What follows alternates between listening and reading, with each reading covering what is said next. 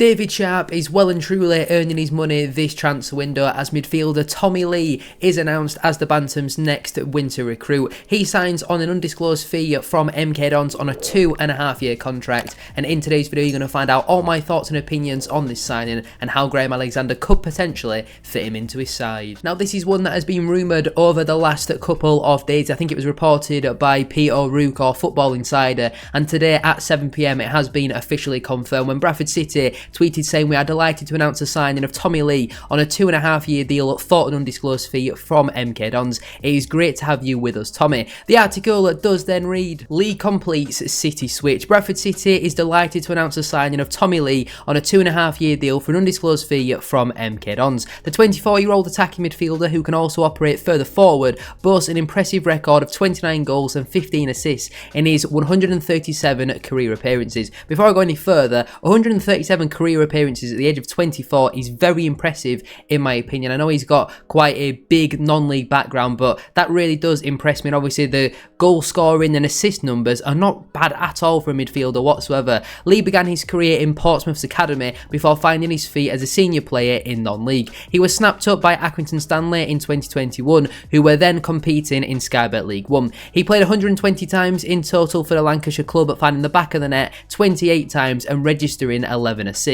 At the start of this season, Leigh made the switch to MK Dons, his second league club. He has featured 17 times this term, including from the bench in the season opener against the Bantams. After putting pen to paper on the deal, Leigh claimed, "I am over the moon to be here. I'm looking forward to it and cannot wait to get going. I am excited to get to know everyone, the players, the staff, and then be ready for next Saturday." City manager Graham Alexander was delighted with his fourth signing of the window. He goes on to say, "Bringing Tommy in is another exciting addition to our attacking options. He's versatile and has already shown his goal scoring abilities so far in his career. Tommy is up for the challenge ahead and we want to help him take his game to the next level. This move is subject to the relevant EFL clearances, and Tommy will wear the 37 shirt number at the club and will be sponsored by Russ Kenningham." So 37, you can see our squad is getting very big. That's obviously something we'll touch on later on in today's video, but we've got 10, 11 midfielders now. Surely some are on their way out. Before we do go any further though with today's video, don't forget to drop a like on there for me and subscribe to the channel as well if you are new. Can we try and hit 200 likes on today's video? That would be massively appreciated. And don't forget to get your thoughts in on this signing down in the comment section down below. Do you think Tommy Leigh is going to work his way into becoming a starter at Bradford City? And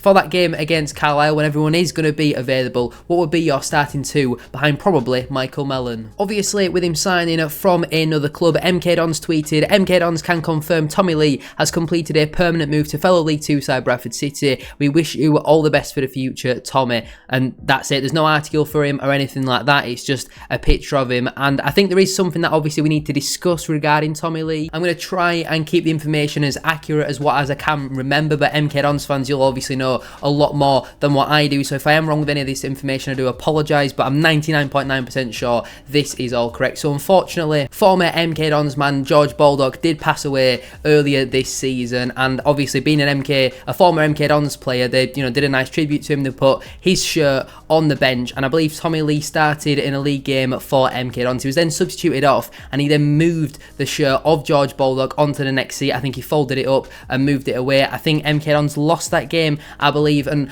obviously their fans were really frustrated and disappointed with that, and I think it's pretty understandably so. Obviously looking back on it, Tommy Leigh probably knows he shouldn't have done that. I think he put out a statement apologising for that, but when you do something, I don't think he didn't intend any disrespect, but when the fans see it that way, it's then very, very hard to win them over unless you're getting 50 goals and 100 assists. It is pretty understandably quite hard for a lot of fans to look beyond that, and I think that's the reason why Tommy Leigh did need a fresh start. Obviously he didn't intend any disrespect with it, but I certainly do understand why MK Dons fans would see it that way, and that's probably why this move has come about. Obviously we've paid money for him as well. We have got him for a undisclosed fee. We've not really been spending too much money over the last 6 or 7 years, so that is really nice to see. How much money that'll be? Probably between 50 and 100 grand at an estimated guess. I just realised there I said an estimated guess. Obviously every guess is an estimate. I meant an educated guess. But in terms of Tommy Leigh's time then at MK Dons so far this season, his statistics I don't think are too bad in all honesty. He made 12 league appearances, starting 7 of them games, playing nearly 550 minutes. He scored 1 goal, obviously averaging a goal every 548 minutes. Also missed 2 big chances with an 8% goal conversion rate, which isn't amazing in all honesty, but he did also register 3 assists. So if you look at that, 4 goal contributions in 12 appearances, that's 1 in every 3, but it's also 4 goal contributions in just 7 starts. That's a goal contribution less than 1 in every less than 2 starts. I think that's a really, really impressive record in my personal opinion. A 64% passing accuracy, which is not too bad for an attacking midfielder. Defensively, his stats are not amazing. In all honesty, nothing really that stands out there all too much. He did have 1 error, which led it to a shot. He wins 24% of his ground duels and 37% of his aerial duels, so he's not really going to offer you much defensively. But I do certainly see Tommy Leigh playing, in terms of our box midfield, in one of the 2 positions that are further forward rather than a small Patterson type. We're going to see him playing them more Sarcevic pointing roles in my personal opinion. But like I say, MK Dons fans have criticised his footballing ability. I understand that they might not like him personally because of the Baldock incident, but a lot of them have criticised his footballing ability, and I don't think statistically going forward his stats look bad in all honesty. You know, we've certainly had a lot worse at Bradford City. If you have a look at his time at Accrington last season in League 2, he got 8 goals and 5 assists, 13 goal contributions in 37 starts for, with all due respect, a really poor Accrington Stanley side. Is a really, really good return. He averaged a goal from midfield every 382 minutes last season. Like I say, got 5 assists, but also created 12 big chances, averaged 1.6 key passes per game, and I certainly think Bradford City's style is going to suit a character and a player like Tommy Leigh a lot more than at MK Dons, where you got to dominate possession and all that sort of stuff. Even the season before that one, in the 22-23 campaign, when Bradford City got to the League 2 playoffs, in League 1, Tommy Leigh had a really, really good season. 7 goals and 2 assists, 9 goal contributions again in the division above in 31 starts. Tommy Leigh knows where the back of the net is. He knows how to get assists as well. This is a really, really good signing, and in my opinion, I would say this is probably signing of the window so far. I was very, very happy with the signing of Michael Mellon, but statistically, Tommy Leigh is an excellent addition, especially on a 2.5-year deal as well. It's a long contract. In terms then of how Bradford City's squad is now lining up for the 2024-25 campaign, as you can see, their midfield spots are very bloated. 9 attacking midfielders, just the 1 natural holding midfielder in Richie Smould. We surely have to see some departures now. Gabriel Wadsworth, you would definitely expect to go out on loan to a non-league club. Obviously, with him being a first-year pro, I think his contract does run out at the end of this season. He's had very limited minutes in pre-season, and that's it. I think we've seen him on the bench maybe once or twice. Jamie Walker has now found himself really far down the pecking order, and I think it's probably best for all parties if he's sold at this window. I think he's more than good enough to go out to another League 2 club, but we've just got so much quality and so many other players who are ahead of him that I think Jamie Walker is really going to struggle for minutes.